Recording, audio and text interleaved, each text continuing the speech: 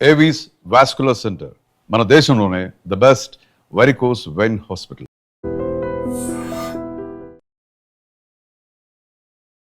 మంగ్లీ కేసులో రోజుకొక కొత్త ట్విస్ట్ మనం చూస్తున్నాం. నిన్ననే బంజారా నేతలందరూ కూడా మంగ్లీకి సపోర్ట్గా మాట్లాడారు. ఈరోజు సంపత్ నాయక్ ఆధ్వర్యంలో కూడా ఇంకొక ప్రెస్ మీట్ జరిగింది. తండాల నుంచి బాధితులు వచ్చారు. ఎవరైతే మంగ్లీ పేరు చెప్పి డబ్బులు వసూలు చేశారో ఆ బాధితులు ఉన్నారో వాళ్ళందరూ కూడా రోజుకొకళ్ళు కొత్తగా బయటకు వస్తూ ఉన్నారు. మేము 10 లక్షలు కట్టాం, 50 లక్షలు కట్టాం, ఇట్లా మాట్లాడుతూ ఉన్నారు. అంటే ఇది ఎంత పెద్ద స్కామ్ అనేది కూడా అర్థమవుతుంది. ఒక బాధితుడు ఉన్నాడు మనతో మాట్లాడటానికి. మీ పేరండి?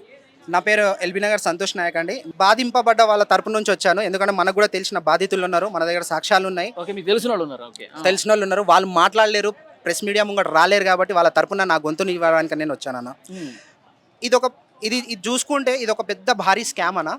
మీకు అందరికీ తెలిసే ఉంటుంది, మార్కెటింగ్ అనేది చైన్ సిస్టమ్ మార్కెటింగ్ అనేది మీకు తెలిసే ఉంటుంది. ఇక్కడ మంగ్లీ పేరు ఎందుకు వస్తుంది, మంగ్లీనే చేసిందా, డైరెక్ట్ మంగ్లీకి ఇచ్చినారా అనేది క్వశ్చన్లు మీరు అడుగుతున్నారన్న. ఈరోజు నేను మంగ్లీకి ఇవ్వలేదన్న, మంగ్లీ ఫోటో వెనకాల చూపించుకొని నా దగ్గర దందా అనేది చేసినారు. ఎందుకు చేసినారు, మంగ్లీ ఫోటో ఎందుకు పెట్టినారు, ఈ మంగ్లీ వల్ల వచ్చిన లాభాలు ఏంటి, వాళ్ళకు మంగ్లీ ఫోటో పెట్టాల్సిన కారణం ఏంటిది?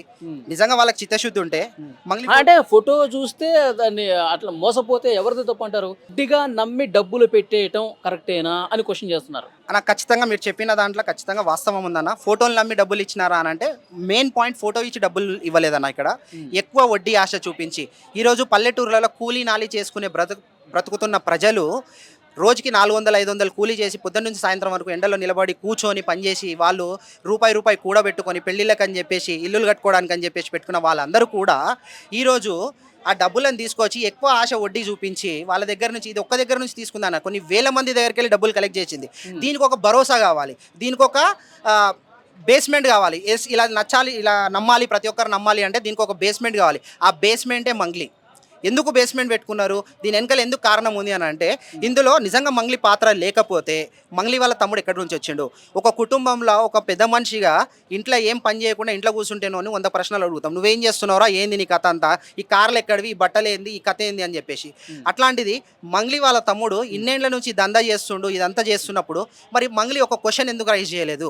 ఈరోజు అంటే మంగ్లీ తమ్ముడు శివ నేరుగా తండాల్లో తిరిగి డబ్బులు వసూలు చేశాడా? ఖచ్చితంగా చేశాడు. ఇందాక మీకు సాక్షులకు సంబంధించిన ఆధారాలు, దానికి సంబంధించిన ఆధారాలు వాళ్ళ దగ్గర, మధు దగ్గర పనిచేసిన మన డ్రైవరు ప్లస్ వాళ్ళ ఫ్రెండు ప్లస్ అలాగే ఆఫీస్ బాయ్గా పనిచేసిన మన రమేష్ స్వహస్తాలతో 30 లక్షల రూపాయలు మంగ్లీ వాళ్ళ తమ్ముడికి ఇవ్వడం జరిగింది. దానికి సాక్ష్యం, నిలువెత్తు సాక్ష్యం, లైవ్ సాక్ష్యం ఎవరు అని అంటే ఆ రమేష్ అనే పిల్లోడు ఇందాక వచ్చి మాట్లాడుతున్నాడు. ప్రెస్ కాన్ఫరెన్స్లో కూడా క్లియర్గా చెప్పడం జరిగింది. నిన్న ఒక వీడియో కూడా రిలీజ్ చేయడం జరిగింది.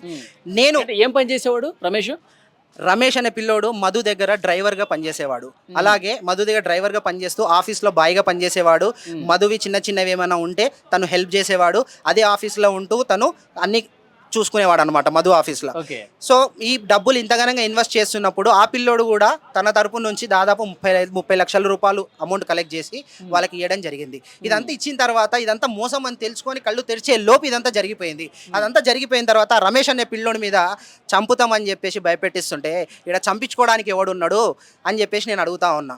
ఎందుకు మంగ్లీ, నీకు నిజంగా చిత్తశుద్ధి ఉంటే నేను ఒకటే అడుగుతున్నా, నా మధు అనే ఈ మంగ్లీ వాళ్ళ తమ్మునికి ఇచ్చినప్పుడు మంగ్లీ ఒకటే అన్న, ఇదంతా కాదు, నువ్వు నిజంగా సెలబ్రిటీవి. ఆ రోజు మా పేరు చెప్పుకొని, మా భాష వాడుకొని, మా ఏషం వాడుకొని, ఆ రోజు నేను బంజారా బిడ్డనని నీ సొంత పేరు మార్చుకొని మంగ్లీ పేరు పెట్టుకున్నావు. నువ్వు ఈరోజు నేను నీకు సూటిగా అడుగుతున్నా మంగ్లీ అక్క, నువ్వు మా పేరు, మా భాష, నువ్వు కూడా మా బంజారా బిడ్డవు, మా బిడ్డగా అడుగుతున్నా.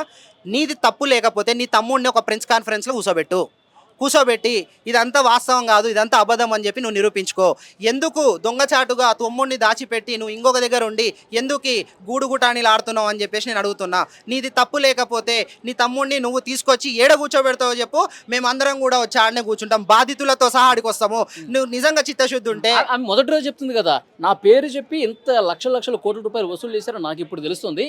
నేను బాధితుల పక్షానే ఉంటాను, బాధితులకు న్యాయం జరగాలి, మా వాళ్ళే చాలా కష్టాల్లో ఉన్నారు, వాళ్ళు చూస్తుంటే నాకు కన్నీళ్ళు వస్తూ ఉన్నాయి, నేను మీ చేతుల్లో పెరిగిన దాన్ని, నేను ఈరోజు ఈ స్థాయిలో ఉన్నానంటే మీరే కారణం అని చెప్పి మాట్లాడుతుంది కదా. ఈరోజు సంపత్ నాయక్ గారు కానివ్వండి, సంతోష్ నాయక్ గారు కానివ్వండి, అశోక్ రాథోడ్ గారు కానివ్వండి, అందరం కూడా బంజారా బిడ్డలమే. ఈరోజు మా పేర్లు లేకున్నా మేము ప్రజల పక్షాన, బాధింపబడ్డ వాళ్ళ పక్షాన వచ్చి ఎందుకు మాట్లాడుతున్నాము? నేరుగా నీ పేరు వచ్చినామవే నువ్వు ఎక్కడో కూర్చొని హామీలు ఇస్తుంటే డైరెక్ట్గా వచ్చి హామీ నువ్వు ఎందుకు ఇవ్వట్లేదు అంటే భయపడుతున్నావా? ఎందుకు భయపడుతున్నావు? అంటే నీ పేరు నీ పేరు కానీ అలాగే నీ వ్యవహారం కాదు ఉందని నువ్వు భయపడుతున్నావా? లేదంటే డైరెక్ట్ నీ ఇన్వాల్వ్మెంట్, నీ తమ్ముడు ఇన్వాల్వ్మెంట్ ఉందని నువ్వు భయపడుతున్నావా? ఎందుకు భయపడుతున్నావు? ఈరోజు మా పేర్లు లేకుండానే మాకు అనవసరం అనుకున్న మ్యాటర్ని మేము ఈరోజు అందరినీ కలుపుకొని సాక్ష్యాలు తీసుకొచ్చుకొని బాధింపబడ్డ వాళ్ళని తోలుకొచ్చుకొని వాళ్ళకి ఎవరు ఒక రూపాయి ఇవ్వలే, వాళ్ళు స్వంతంగా మా ఫోన్ నెంబర్లు అన్ని కనుక్కొని ఈరోజు వాళ్ళు ఇంత దూరం నుంచి వేరే వేరే ఊర్ల నుంచి దేవరకొండ నుంచి నల్గొండ నుంచి ఇక్కడికి వచ్చేసి అంటే ఎంత బాధతోటి మీరు ప్రామిసరీ నోట్లు చూస్తూనే ఉన్నారు. గ్రామాలలో ప్రామిసరీ నోటికి మించిన ఇంకొక డాక్యుమెంట్ లేదని ఇప్పుడు అవన్నీ కూడా మంగ్లీకి తెలిసే జరిగిందంటారా? ఖచ్చితంగా అన్ని కోట్ల రూపాయలు వస్తున్నప్పుడు తెలియకుండా ఎట్లుంటుందన్నా? మీరే చెప్పండి. అన్ని కోట్ల రూపాయలు ఇంట్లోకి వస్తున్నప్పుడు, ఫ్లాట్లకు వస్తున్నప్పుడు, బ్యాగులు ట్రావెల్ బ్యాగులలో వేసుకొని లక్షల కోట్ల రూపాయలు తీసుకొస్తున్నప్పుడు అరే ఇంత డబ్బు ఎడికెళ్ళి వస్తుందా, నీకు ఎక్కడి నుంచి వస్తుంది అని చెప్పి ఒక క్వశ్చన్ నువ్వు ఎందుకు వేయలేదు? ఆ డబ్బంతా ఏమైపోయింది అంటారు? మరి ఎక్కడుంది? మేము దీని మీదే మేము ఆరా తీస్తున్నామన్నా. ఖచ్చితంగా దీని మీద సిబిఐ ఎంక్వైరీ చేయించాలా. ఇది ఖచ్చితంగా ఒక మంగ్లీ వల్లనో లేదంటే మంగ్లీ వాళ్ళ తమ్ముడో ఒక మధువో ఒక బాలాజీయో కాదు, దీంట్లో పెద్ద రాకెటే ఉంది. ఈ రాకెట్ అందరినీ బయటికి తీసుకురావాలంటే ఖచ్చితంగా సిబిఐ ఎంక్వైరీ అనేది జరగాలి. ఇది ఒక మంగ్లీ పాత్రనే కాదు, ఇంకా పెద్ద పెద్ద తలకాయలు కూడా ఉన్నాయి దీంట్లో. వాళ్ళను బయటికి రాకుండా ఉండడానికే ఈరోజు పేమెంట్ చేసి బ్యాచ్లను ప్రెస్ మీట్లు పెట్టిస్తున్నారు. ఏం తెలియని వాళ్ళని తీసుకొచ్చి ప్రెస్ మీట్లో కూర్చోటి మమ్మల్ని భయప్రాంతులను చేస్తున్నారు. నన్ను చంపేస్తామంటున్నారు. ఎందుకు చంపుతారు నన్ను? ఏది బాధింపబడ్డ వాళ్ళ పక్షాన నేను మాట్లాడినందుకు నన్ను చంపుతారా? దేనికోసం చంపుతారు మీరు నన్ను? నేను ఏం చేసినా అని చంపుతారు మీరు? అంటే ఒకనికి అన్యాయం, అదే బంజారా బిడ్డకు అన్యాయం జరిగితే నీకు అంతలా పౌరుషం వచ్చి నువ్వు ప్రెస్ మీట్లు పెట్టి మాట్లాడుతున్నావు. మరి ఒక్కరి కోసం నువ్వు అంతమంది చూసుకుంటే వందలాది మంది ప్రజలు ఇక్కడ బంజారా బిడ్డలే ఉన్నారు. ఈరోజు ప్రెస్ కాన్ఫరెన్స్లో కూర్చున్న 99% మంది బంజారా బిడ్డలే ఉన్నారు. వాళ్ళు మీ బిడ్డలు గారా? వాళ్ళు బంజారాలు గారా? వాళ్ళు గిరిజనులు గారా? వాళ్ళ డబ్బులు కాదా? మంగ్లీ ఒకటే డబ్బులా? మంగ్లీ ఒకటే పేరా? ఎందుకు ఒక్కరి కోసం మీరు ఇంతమంది అన్యాయం చేస్తున్నారు? ఎందుకు ఒక్కరి కోసం మీరు ఇంతమందికి వెళ్తున్నారు? అసలు ఇక్కడ మెయిన్గా ఒకటే చెప్పొచ్చేదన్న, ఇదంతా మ్యాటర్ అంతా మంగ్లీ మీద నడుస్తుంది కాబట్టి ఒక ప్రెస్ కాన్ఫరెన్స్ పెట్టి కూర్చోబెట్టి క్లియర్గా చేస్తే చాలా బాగుంటుంది అని చెప్పి నా ఉద్దేశం. ఎందుకంటే ఎక్కడో కూర్చొని స్టేట్మెంట్లు ఇవ్వడం కాదు, ఎక్స్ పరంగానో యూట్యూబ్ పరంగానో సోషల్ మీడియా ఫేస్బుక్ ఇన్స్టాగ్రామ్ పరంగానో నువ్వు ఇవ్వడం కాదు. ఒక ఇంట్లో కూర్చొని ఒక రూమ్లో కూర్చొని ఫోన్ పట్టుకొని ఇవ్వడం కాదు. నీకు దమ్ము ఉంటే, ధైర్యం ఉంటే, చిత్తశుద్ధి ఉంటే. అడ్వకేట్ మీద వాళ్ళ మీద కేసులు పెట్టినప్పుడు మాట్లాడింది కదా, పోలీస్ స్టేషన్ దగ్గర మాట్లాడింది కదా, నాకేం సంబంధం లేదని. ఫస్ట్ పోలీస్ స్టేషన్ దగ్గర మాట్లాడింది నాకు ఈ మధు ఎవరో తెలియదు అని అన్నది. సెకండ్ పోలీస్ స్టేషన్ దగ్గర మాట్లాడింది మధు తెలుసు, మా తమ్ముడు తెలుసు, వాళ్ళు ఇట్లా నా పేరు చెప్పుకొని వసూలు చేస్తున్నారు అని చెప్పి తెలియదు, అది మాత్రం నాకు తెలియదు అన్నది. నీకు ప్రెస్ మీట్కి నీకే కన్ఫ్యూజన్ ఉన్నప్పుడు, నీకే క్లారిటీ లేనప్పుడు నువ్వు ఏ విధంగా చెప్తావు? నువ్వు చెప్పింది మేము ఏ విధంగా నమ్మాలి? అమ్మ మీ పేరు? నా పేరు శిల్ప సార్. ఏం పేరండి? శిల్ప కొర్ర శిల్ప. నేను మల్లెపల్లి నుంచి వచ్చిన, మాది కొర్రం తండ. ఓకే. మేము ఉండేది ఇంజాపూర్ నుంచి వచ్చిన. నేను మధుకి ఫస్ట్లో 11 లక్షలు ఇచ్చినాం. 6 నెలలు మంచిగానే నడిచింది, మంచిగానే ఇచ్చిండు. తర్వాత 6 నెలల తర్వాత ఇంకా ఇవ్వండి, మీకు మంచిగా ఇస్తా, మంచిగా చేస్తా, డబ్బులు మంచిగా వస్తుంది, 10 రూపాయలు వడ్డీ కదా. నాది ఇక్కడ కార్ షోరూమ్ ఉంది, లారీ షోరూమ్ ఉంది, బైక్ షోరూమ్లు ఉన్నాయి, నడుస్తుంది అక్కడ డబ్బులు. కాబట్టి మీకు అడుగుతున్నాను, ఇవ్వండి. నీ పైసలు ఎక్కడ పోవు, నేను ఇచ్చేస్తా, ఖచ్చితంగా ఇచ్చేస్తా, కానీ మీరు మునిగిపోరు. మిమ్మల్ని అడిగేటప్పుడు ఏం చెప్పాడమ్మా? ఏం చెప్పి డబ్బులు అడిగాడు? చెప్తున్నా కదా, ఇగో మీరు కార్ షోరూమ్ ఉన్నది, కార్కి పెడుతున్నా, బైక్ షోరూమ్ ఉంది, బైక్ అమ్ముతున్నా, లారీలు ఉన్నాయి, లారీలు నడుస్తున్నాయి, ఉల్లిగడ్డ బేరం చేస్తున్నా, అక్కడ ల్యాండ్ పట్టుకొని అని అలాంటివన్నీ చెప్పిండు సార్. మంగ్లీ పేరు చెప్పలేదా? మంగ్లీ కూడా ఉంది, వీడియోలో చూపిస్తున్నాడు కదా, బర్త్డే చేసింది కూడా చూపిస్తున్నాడు. అందులో మళ్ళీ ఈయన కూడా ఉన్నాడు, ఈ అభిషేక్ కూడా ఉన్నాడు. అభిషేక్ ఉండి ఏం చేసిండు, మళ్ళీ అభిషేక్ కూడా పార్ట్నర్ ఉందని అన్నారు. అప్పుడు అభిషేక్ ఇప్పుడు లేదని అంటుండు. అభిషేక్ కూడా చాలా వరకు మంచిగా దాంట్లోనే కార్లో తిరిగిండు, మళ్ళీ కార్ డ్రైవర్ లాగా ఉన్నాడు, అన్నీ ఉన్నాడు. ఇప్పుడు నాకేం తెలియనట్టుగా నటిస్తున్నాడు. మాకు ఇది నేమ్ లేదు సార్, ఇది అన్యాయం చేస్తాడు, మొత్తం అన్యాయం చేసి. ఫస్ట్ 6 నెలలు మీకు వడ్డీలు ఇచ్చాడా? బాగానే ఇచ్చిండు, వడ్డీలు బాగానే ఇచ్చిండు. 6 నెలల తర్వాత నుంచి ఇస్తలేడు. 6 నెలల తర్వాత నుంచి వడ్డీ రాలేదు కదా, నెల రోజులు వడ్డీ రాలేదు. కాబట్టి సార్ మాకు తమ్ముడు, మాకు వడ్డీ వద్దు, ఏమీ వద్దు, మా డబ్బులు మాకు ఇచ్చేయండి, మేము ఎవరి డబ్బులు వాళ్ళకి ఇచ్చేస్తాము, వడ్డీ ఇవ్వకున్నా సరే మేము వాళ్ళ కాళ్ళ వెళ్ళబడి అయినా ఇచ్చేస్తాం, లేకుంటే మా చేతులతోనైనా గట్టి వడ్డీ ఇచ్చేస్తాము, కానీ మాకు అసలు పైసలు ఇచ్చేయి, వడ్డీ ఏమి ఇవ్వకున్నానా అని. మీరు వేరే వాళ్ళ దగ్గర నుంచి కూడా తీసుకుని ఇచ్చారు? వేరే వాళ్ళ దగ్గర మా ఇంత పైసలు ఎక్కడి నుంచి వచ్చింది? మాకు వేరే వాళ్ళ దగ్గర నుంచి తీసుకొచ్చి ఇచ్చిచ్చినాము. అయితే ఇచ్చేసేయి అని అంటే ఏమన్నాడు, ఇచ్చేస్తా 10 రోజులు ఆగు. 10 రోజులు ఆగక ఎందుకు టెన్షన్ పడుతున్నావు? 20 రోజులు ఆగు, నీ డబ్బులు అందరికన్నా ఫస్ట్ ఇస్తా, అందరికి లాస్ట్ ఇస్తా, నీ పైసలు ఫస్ట్ ఇస్తాను అన్నాడు. ఇది ఇస్తాడేమో ఆశ పెడుతుండు కదా, ఇస్తాడేమో, ఎవరికి చెప్పకు మళ్ళీ నేను ఇచ్చేస్తా, ఖచ్చితంగా ఇచ్చేస్తాను అన్నాడు. అయితే ఇలా ఎన్ని రోజులు ఆపాడు ఇస్తా అని?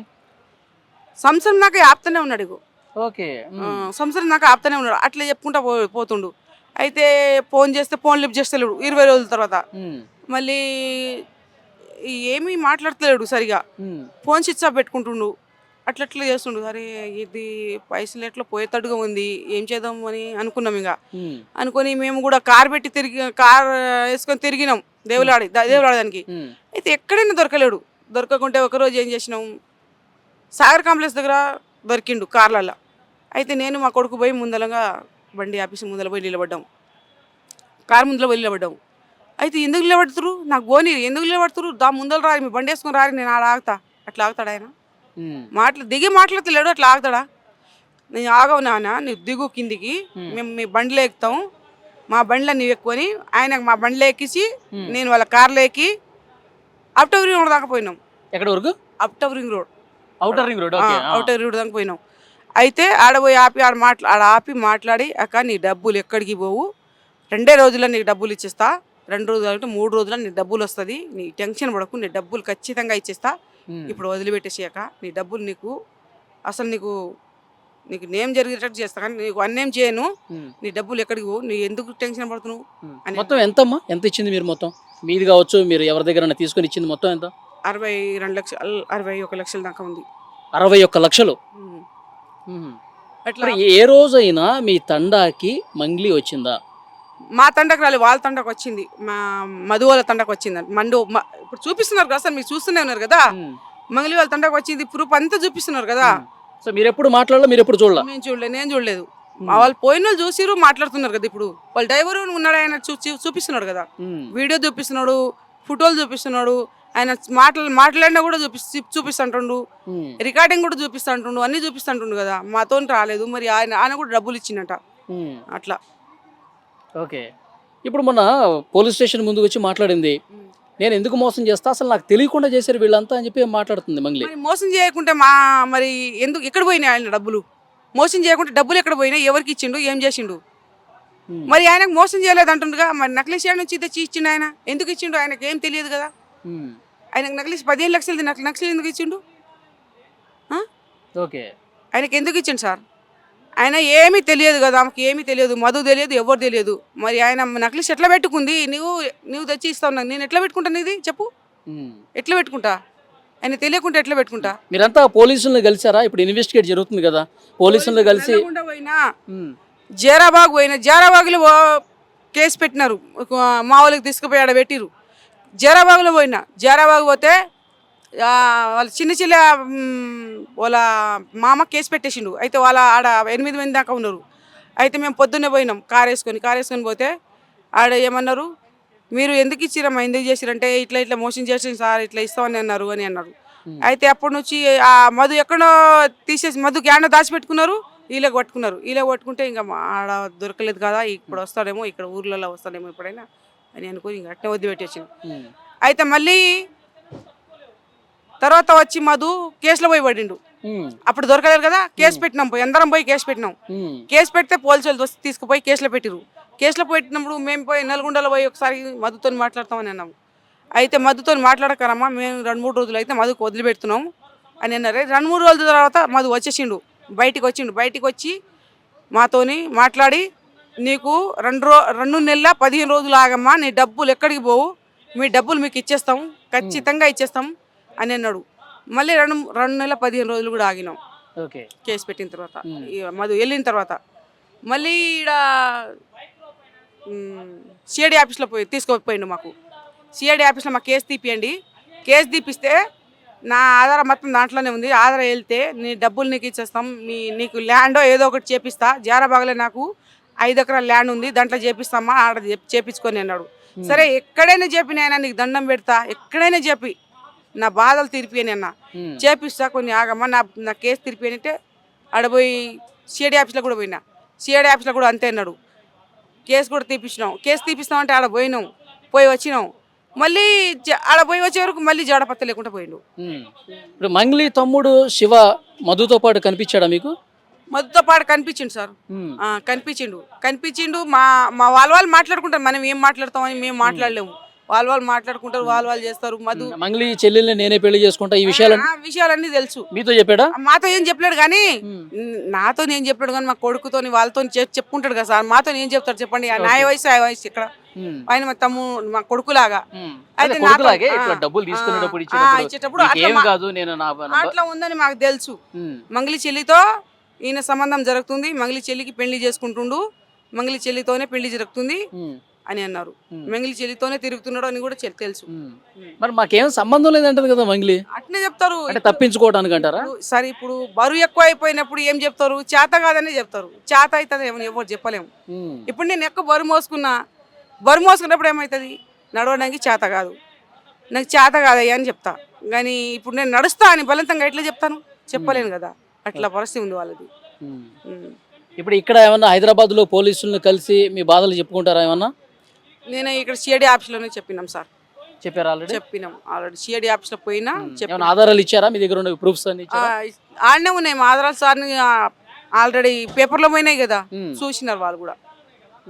మాది 50 లక్షల 60 లక్షల పైన ఉంది. 55 లక్షలు రాపించిండు ఆయన. మళ్ళీ మాకు ఇది తీసుకోక నీకు ఇట్లా ఇబ్బంది పడుతున్నావు కదా అని 7 లక్షల చెక్కు ఇచ్చిండు.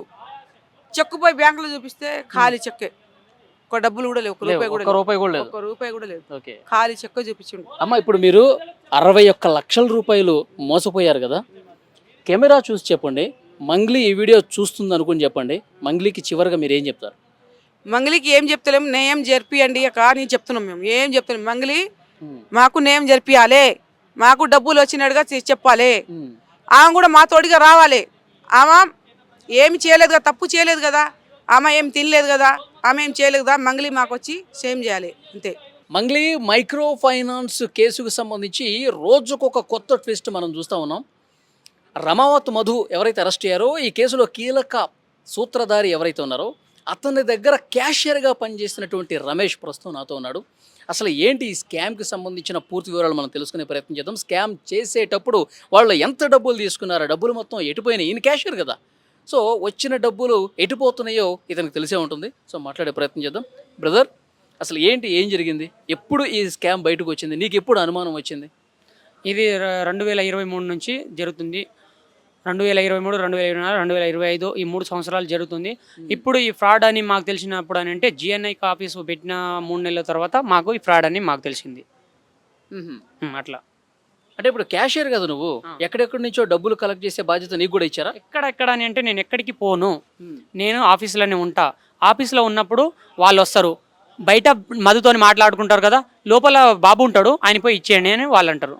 మధు అంటాడు కదా, అక్కడ వచ్చి నా చేతికి డబ్బులు ఇచ్చినప్పుడు నేను అక్కడ లెక్క చేసుకుంటా. మిషన్ ఉంటుంది కదా, మిషన్ల నుంచి నేను లెక్క చేసుకున్న తర్వాత పలాని వ్యక్తి ఇచ్చిండు, పేరు రాసుకుంటా, అన్ని రాసుకుంటా. నాకంటే ఆ బ్యాగ్లో పెట్టినంత వరకు ఎవడెవడు పెట్టిననేది నా కలెక్షన్ అక్కడ ఉండాలి కదా.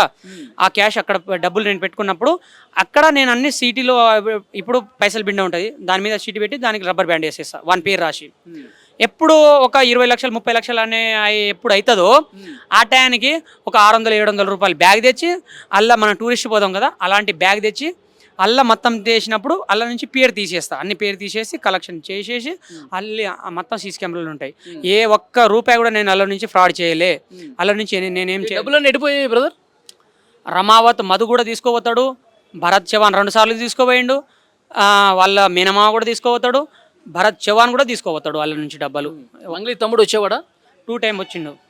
2 టైం వచ్చి డబ్బులు తీసుకెళ్ళాడా? 70 లక్షలు ఒకసారి, ఇంకోసారి 70 లక్షలు, నా 30 లక్షలు. నువ్వు కూడా 30 లక్షలు కట్టావా? అవి నేను 30 లక్షలు నా సొంతం పైసలు ఇచ్చిన కదా. భరత్ ఈ శివానికి నేను 30 లక్షలు నేను నా సొంతం డబ్బులు ఇచ్చిన ఆయనకి. ఇదే మైక్రో ఫైనాన్స్ లో? ఇది మైక్రో ఫైనాన్స్ అని అప్పుడు పేరేం రాలే, ఇప్పుడు వస్తుంది మైక్రో ఫైనాన్స్ అని. ఏం చెప్పి డబ్బులు తీసుకున్నారు? నువ్వు కూడా ఎందుకు కట్టావు, ఎట్లా కట్టావు?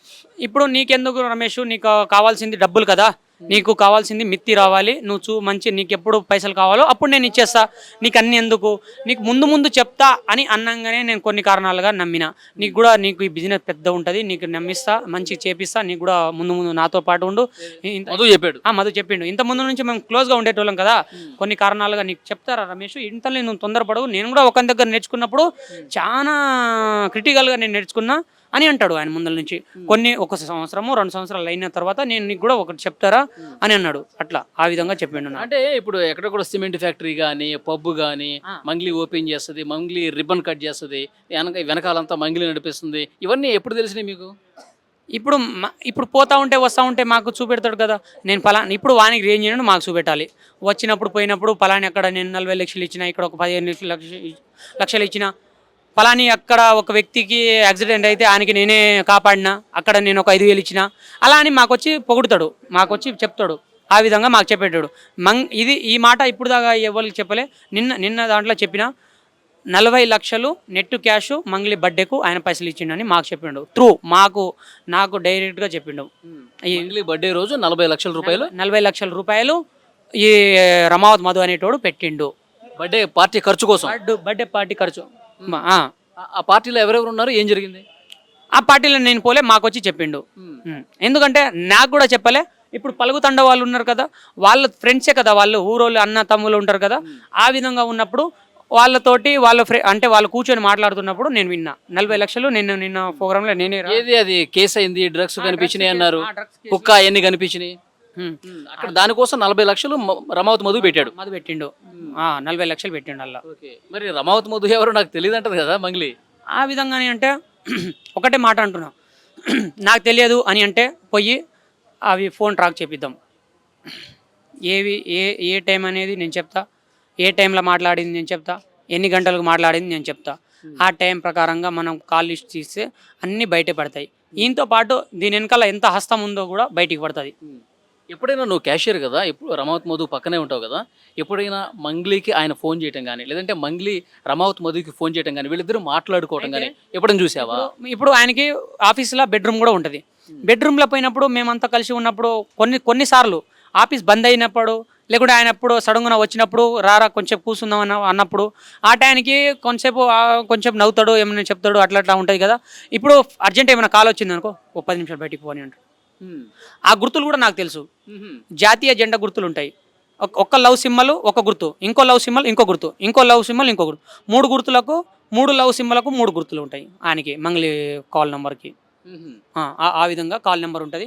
ఆ విధంగా ఆ ట్రాక్ చేస్తే మధుకాడు ఉన్న నెంబర్ నేను ఇస్తా, ఆ టైమింగ్ ఇస్తా, అన్ని ఇస్తా. ఆ టైమింగ్కి అక్కడ టెక్స్ట్ ఆ నెంబర్కి టెస్ట్ చేస్తే బయటికి అన్నీ వస్తాయి, బయటికి నెంబర్లు. ఇప్పుడు మంగ్లీ సిస్టర్ని రమావత్ మధు పెళ్లి చేసుకోవాలి ఆల్రెడీ ఫిక్స్ అయిపోయింది. 100% ఇది 100% మాకు చెప్పింది.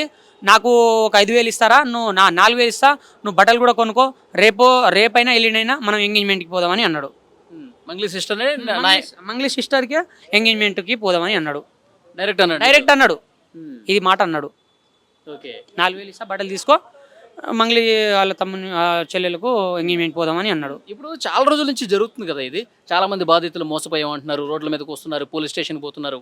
మరి నువ్వు క్యాషియర్గా పనిచేసి రమావత్ మధు దగ్గర ఉన్న వ్యక్తివి, సో ముందు ఎందుకు రాలేదు, ఇప్పుడు ఎందుకు బయటకు వచ్చి మాట్లాడుతున్నాడు? కొన్ని కారణాలుగా మాకు బెదిరించిండు, చంపేస్తా, నీకు ఏమన్నా బయటికి వచ్చిందా నీకు చంపేస్తా, నీ రూపాయి కాదు పైసలే రావని అన్నాడు. డైరెక్ట్గా అన్నాడు.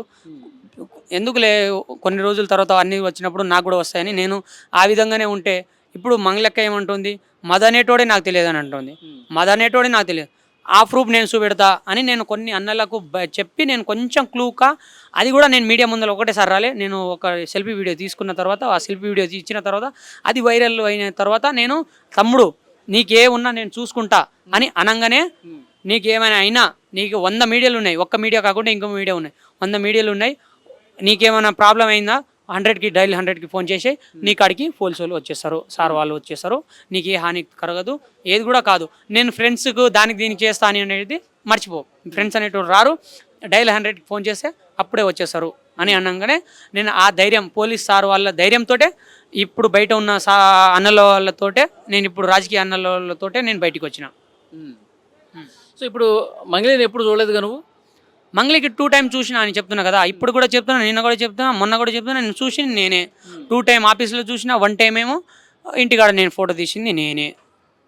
ఆ రుజువు కాదు కి అసలు ఫ్రాడ్ అది ఇది అని అంటే, నేను కూడా ఒక దగ్గర కూర్చుంటా, ఆమెకు కూడా ఒక దగ్గర కూర్చోమని చెప్పండి, నేను ముందల ఇద్దరం మాట్లాడదాము. అది రమావత్ మధు ఏం చేస్తుంటాడు మామూలుగా ఈవినింగ్ టైమ్స్లో మొత్తం ఈ క్యాష్ కలెక్షన్ అంతా అయిపోయిన తర్వాత ఫ్రీ టైంలో? ఇక్కడ ఉండడు కదా, మల్లెపల్లికి ఉండడు కదా, మల్లెపల్లికి వారానికి ఒకసారి ఇట్లా వస్తాడు. కలెక్షన్ అయిన తర్వాత మనకు ఫోన్ చేస్తాడు.